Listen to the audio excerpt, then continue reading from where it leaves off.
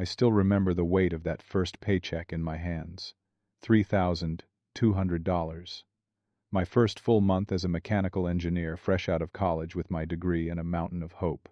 I stood in my tiny apartment staring at that slip of paper, thinking about everything it represented. Years of late nights, studying, working 3 part-time jobs, scraping by on ramen and determination. Finally, I could breathe. Finally, I could help my family and start paying down those student loans. I never imagined that bringing home my first real paycheck would be the beginning of losing my family. Before I continue with what happened next, I would love to know, where are you watching this from? Drop your city or country in the comments below. If you have ever felt taken advantage of by family, hit that like button. You are not alone in this. And subscribe, because this story has a turn you will not see coming. Now let me take you back to the night everything fell apart. I grew up in a small town in Ohio, right in the heart of the Rust Belt. My father Frank worked at the local factory until I was 16 years old when the plant closed and he got laid off. After that, steady work became a ghost in our house. My mother Patricia picked up part-time hours at the grocery store, but it was never enough. We scraped by, barely keeping our heads above water. Then there was my younger brother Brandon, 4 years behind me in age but a lifetime away in personality. While I buried myself in textbooks and scholarship applications, Brandon drifted. I earned a full ride to the state university, majored in mechanical engineering, and worked myself to exhaustion. 3 jobs kept me afloat through college. I shelved books at the library during the week, pulled espresso shots at the campus coffee shop on weekday afternoons, and hauled boxes at a warehouse every weekend. Sleep became a luxury I could not afford, but I graduated with honors and minimal debt. Brandon, on the other hand, dropped out of high school his senior year. No diploma, no direction, just a rotation of jobs that lasted a few weeks before he quit. His real passion was gaming. He spent hours in front of a screen talking about becoming a famous streamer someday. I was always the responsible one, the son who would save the family. Brandon was the one who needed protecting the baby, who deserved endless chances. I accepted this role without question. I thought it was what being the older brother meant. 2 weeks after I started my engineering job in Cleveland, I drove home for the weekend. Mom made pot roast, my favorite since childhood. The kitchen smelled like comfort, like everything might actually be okay now. Dad cracked open a beer, asking about my new position, nodding as I described the projects I would be working on. For a moment, everything felt normal. Then, halfway through dinner, Dad set down his fork and looked at me with an expression I had never seen before. "Dominick, we need to talk about your family responsibilities," he said, his voice suddenly formal. I smiled, thinking he was about to ask me to help with some repairs around the house or maybe contribute a little toward groceries when I visited. "Sure, Dad. Whatever you need. You need to contribute 85% of your salary to this household every month." I laughed. It had to be a joke. But Dad did not laugh back. His face remained stone serious. I looked at Mom, expecting her to smile and tell me he was kidding, but she just stared down at her plate. My fork hung in midair, pot roast forgotten. "Wait, you are serious," I managed to say. "Completely serious," Dad replied. "Brandon is at a difficult stage right now. He needs support. He wants to buy a proper computer setup so he can pursue streaming. That is going to cost $5,000. He also needs his own apartment because he requires space to be creative. And we have bills piling up that we cannot manage. You have your degree now. You do not need much. Brandon needs his chance." The logic made no sense, but the expectation in his eyes was crystal clear. I tried to explain the math. My salary was $3,200 a month. After taxes, I took home around $2,500. Student loans ate $350 monthly. Rent was $800. Then gas, car insurance, groceries, utilities. If I gave them 85%, I would have roughly $375 left to survive on each month. "I cannot live on that, Dad," I said, trying to keep my voice steady. "I want to help, but that is impossible." His face hardened.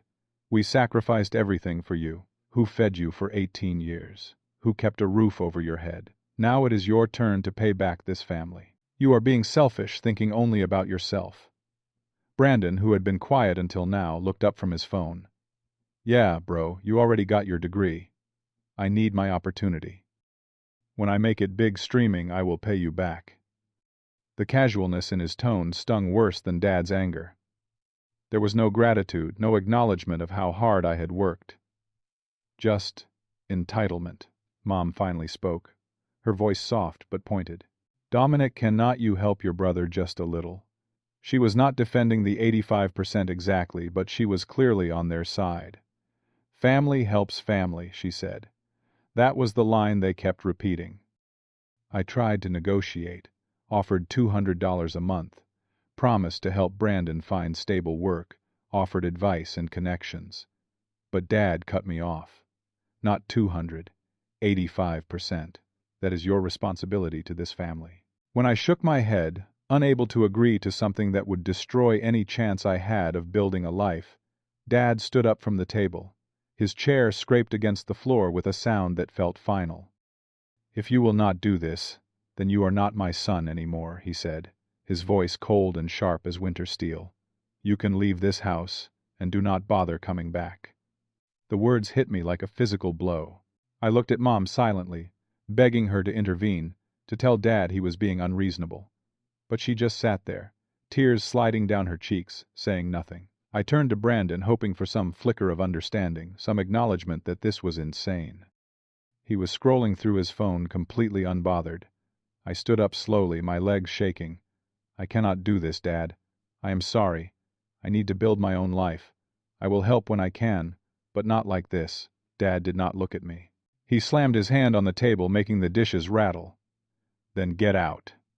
I walked to the door, waiting for someone to call me back to tell me we could work this out. No one said a word. I got in my car and drove back to my apartment in complete silence, tears blurring the road ahead. That night, the distance between me and my family became more than just miles. The first few months were the hardest. I called home every week, desperate to hear a friendly voice, to know that maybe they had changed their minds. Mom would answer sometimes, but her words were clipped and cold. You need to apologize to your father first, she would say, before hanging up. I sent texts to Brandon, long messages trying to explain my side, trying to reach the brother I used to know. He never replied. I wrote a detailed email to Dad, pouring out everything I felt, but it disappeared into the void without acknowledgement. Thanksgiving arrived and I was not invited home. I scrolled through social media and saw photos of the family gathered around the table, smiling like nothing had changed, like I had never existed. Brandon posted a picture of a brand new gaming setup, complete with multiple monitors and professional lighting. The caption read, "Family always got my back," followed by a flexing emoji. My parents had bought it for him. I felt erased, like I had been digitally removed from our family history. Work suffered. I could not focus during meetings. I made careless mistakes on simple calculations. My supervisor, Marcus, a sharp but kind man in his 50s, noticed. He invited me out for coffee one afternoon and asked if everything was okay. I gave him the abbreviated version, not wanting to burden him with details. He listened without interrupting, then said something that stuck with me. Family can be complicated, Dominick, but you cannot pour from an empty cup. Focus on building yourself first. When you are strong, then you can decide how to help them, if at all. His words gave me permission to stop trying so hard. I made a decision that day. I would stop reaching out. If they wanted me in their lives, they knew where to find me. Instead, I would channel all that hurt into something productive. I threw myself into my career with single-minded determination. If they did not want me unless I sacrificed everything, then I would build something they could not ignore. The first year was a blur of overtime and extra projects. I volunteered for every difficult assignment, stayed late, came in on weekends. I enrolled in certification courses, earned my project management professional credential, and completed Six Sigma training. My effort paid off. By the end of year one, my salary jumped to $4,200 a month. I moved into a better apartment, one with actual heating that worked, and windows that did not rattle in the wind. On Mom's birthday, I sent a text. No response. On Dad's birthday, another text. Silence. On Brandon's birthday, I tried once more. Nothing. Year two brought a promotion to senior engineer. My salary climbed to $5,800 monthly. I started investing in stocks, built an emergency fund, learned about financial planning. At a professional conference, I met Grace. She was a chemical engineer, brilliant and independent with a laugh that made the whole room feel lighter. We started dating, and when I eventually told her about my family situation, she did not judge or tell me what I should do. She just listened and supported whatever I decided. That Christmas I sent gifts home, carefully chosen things I thought they would appreciate. The box came back unopened, returned to sender, stamped across the top. That hurt worse than the silence. Year 3 changed everything professionally. A larger firm in Pittsburgh offered me an engineering manager position. The salary was $8,500 a month, more money than I had ever imagined making. Grace and I decided to take the leap together. She found a position at a chemical plant nearby, and we rented a small house. The distance from my hometown grew, and with it any hope of reconciliation faded. I stopped trying. We built a life that was peaceful, stable, and good. But underneath that peace, the pain remained a dull ache I learned to ignore. Through mutual friends still living back home, I heard updates occasionally. Brandon still lived with my parents. No steady job. His streaming channel had accumulated only a few dozen subscribers. Mom and Dad still supported him financially, working themselves to exhaustion while he played video games. Former neighbors mentioned that my parents told people I was no longer their son, that I had abandoned the family. The words cut deep, but I was too far away to defend myself. 4 years after that dinner, on a quiet Sunday morning, my phone rang. I did not recognize the number, but answered anyway. The voice on the other end belonged to Troy, a friend from high school I had not spoken to in years. "Dom," he said, his voice heavy with something I could not identify. "I think you need to know something about your family." My stomach dropped. Troy proceeded to tell me everything. Dad had been diagnosed with type 2 diabetes and a heart condition. The medications were expensive, and their insurance barely covered anything. Mom was working 2 jobs now, running herself into the ground, trying to keep up. And Brandon, still at home, still unemployed, still gaming. The bills had piled so high they were facing foreclosure on the house. They were drowning, and no one was throwing them a lifeline. "Did they ask you to call me?" I asked, my throat tight. "No, man. They do not even know I am telling you this. But I thought you should know." After I hung up, I sat in stunned silence.